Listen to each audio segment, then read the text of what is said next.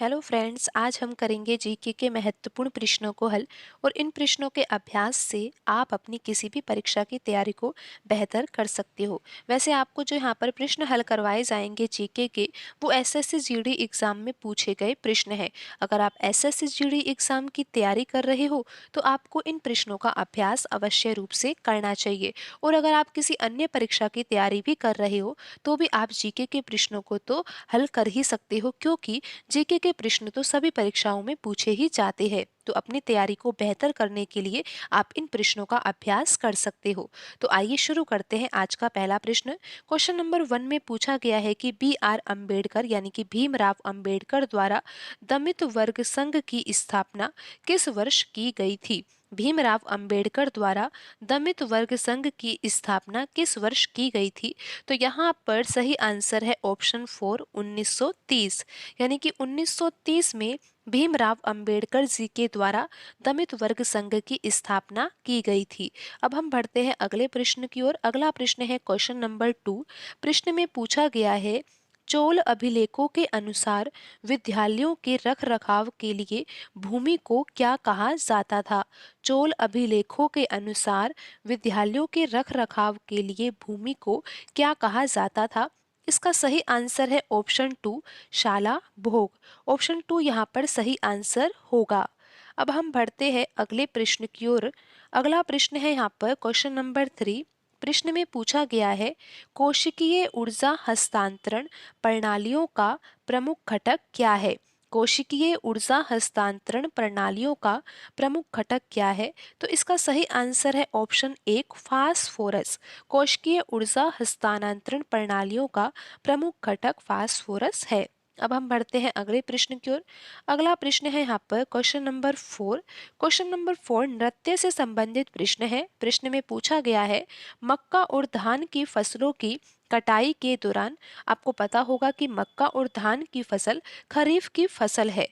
तो यहाँ पर ध्यान से देखिए, लिखा हुआ है मक्का और धान की फसलों की कटाई के दौरान किया जाने वाला हुरका बाउल नृत्य। नृत्य का नाम क्या है? हुरका बाउल नृत्य। और किस समय किया जाता है? मक्का और धान की फसलों की कटाई के दौरान।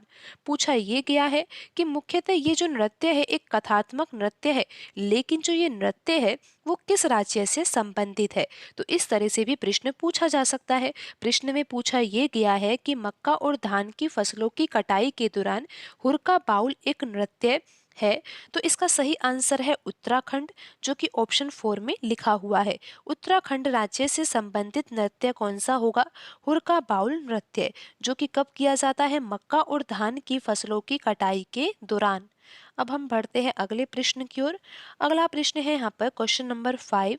प्रश्न में पूछा गया है कि राज्य की राजधानी को विभिन्न जिला मुख्यालयों को जोड़ने वाली सड़कों को रिक्त स्थान के रूप में जाना जाता है। राज्य की राजधानी को विभिन्न जिला मुख्यालयों से जोड़ने वाली सड़कों को रिक्त स्थान के रूप में जाना जाता है। इन सड़कों का निर्माण और रख रखाव राज्य लोक निर्माण विभाग पीडब्ल्यूडी द्वारा राज्य और केंद्र शासित प्रदेशों में किया जाता है।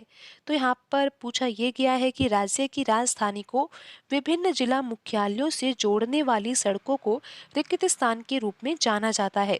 तो इसका सही आंसर है ऑप्शन 3, जिसमें लिखा हुआ है राज्य राजमार्ग। राज्य की राजधानी को विभिन्न जिला मुख्यालयों से जोड़ने वाली सड़कों को राज्य राजमार्ग के रूप में जाना जाता है। अब हम बढ़ते हैं अगले प्रश्न की ओर। क्वेश्चन नंबर 6 है, साजीबू चेरा ओबा भारतीय राज्य रिक्तिस्तान में सनमाहिस्म धर्म का पालन करने वाले लोगों का चंद्र नव वर्ष उत्सव है। तो यहाँ पर आप प्रश्न को समझिए कि यहाँ पर प्रश्न में जो लिखा हुआ है साजीबू चेरा ओबा, ये एक उत्सव है। कौन सा उत्सव है?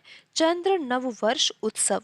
अब पूछा ये गया है कि जो साजीबू चेरा ओबा, जो कि चंद्र नव वर्ष उत्सव है, और ये जो चंद्र नव वर्ष उत्सव है ये किस धर्म को पालन करने वाले लोगों के द्वारा मनाया जाता है? सनमाहिस्म धर्म का पालन करने वाले लोगों का चंद्र नव वर्ष उत्सव है।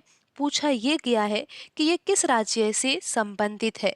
तो अब आपको ये बताना होगा कि साजीबू चेरा ओबा चंद्र नववर्ष जो उत्सव है वो किस राज्य में मनाया जाता है? तो यहाँ पर सही आंसर है मणिपुर, जो कि ऑप्शन 1 में लिखा हुआ है। ऑप्शन 1 यहाँ पर सही आंसर होगा। अब हम बढ़ते हैं अगले प्रश्न की ओर। अगला प्रश्न है यहाँ पर क्वेश्चन नंबर 7। प्रश्न में पूछा गया है, आईओसी के अंतर्गत पहला आधुनिक ओलंपिक खेल कहाँ आयोजित हुआ था? आईओसी के अंतर्गत पहला आधुनिक ओलंपिक खेल कहाँ आयोजित हुआ था? तो इसका सही आंसर है एथेंस में, जो कि ऑप्शन 3 में लिखा हुआ है। एथेंस में पहला आधुनिक ओलंपिक खेल आयोजित हुआ था। अब हम बढ़ते हैं अगले प्रश्न की ओर। अगला प्रश्न है क्वेश्चन नंबर 8। प्रश्न में पूछा गया है कि नाबार्ड का पूर्ण रूप क्या है? तो आपको नाबार्ड का फुल फॉर्म तो पता ही होगा। आप देखिए कि यहाँ पर जो ऑप्शन 1 है उसमें लिखा हुआ है national bank for agriculture and river development. तो यहाँ पर ऑप्शन 1 तो सही आंसर नहीं होगी। और यहाँ पर देखिए ऑप्शन 2 में क्या लिखा हुआ है, हमें नाबार्ड की फुल फॉर्म बतानी है। ऑप्शन 2 में लिखा हुआ है national bank for architecture and rural development. तो ऑप्शन 2 भी यहाँ पर सही आंसर नहीं है। ऑप्शन 3 यहाँ पर सही आंसर है, आप देख सकते हो, जिसमें लिखा हुआ है national bank for agriculture and rural development. Option 3 यहाँ पर सही आंसर होगा।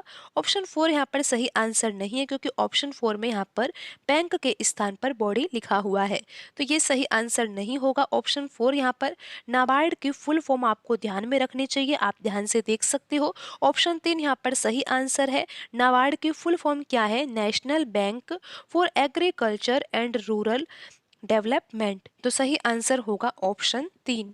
अब हम बढ़ते हैं अगले प्रश्न की ओर। अगला प्रश्न है यहाँ पर क्वेश्चन नंबर 9।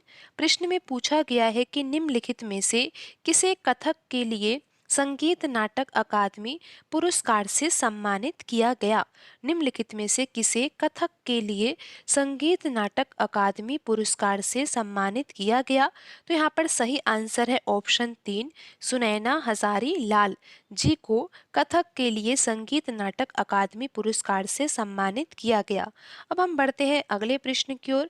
अगला प्रश्न है क्वेश्चन नंबर 10, और ये प्रश्न तो आपको आता ही होगा। पूछा गया है कि भारतीय संविधान में मूल अधिकारों का सिद्धांत निम्नलिखित में से किस देश से लिया गया है? संविधान से संबंधित प्रश्न है। पूछा गया है कि भारतीय संविधान में मूल अधिकारों का सिद्धांत निम्नलिखित में से किस देश से लिया गया? तो सही आंसर है ऑप्शन 3, संयुक्त राज्य अमेरिका। संयुक्त राज्य अमेरिका के संविधान से मूल अधिकारों का सिद्धांत हमारे देश यानी कि भारतीय संविधान में लिया गया। तो आज की वीडियो में इतना ही, मिलते हैं अगली वीडियो में। धन्यवाद।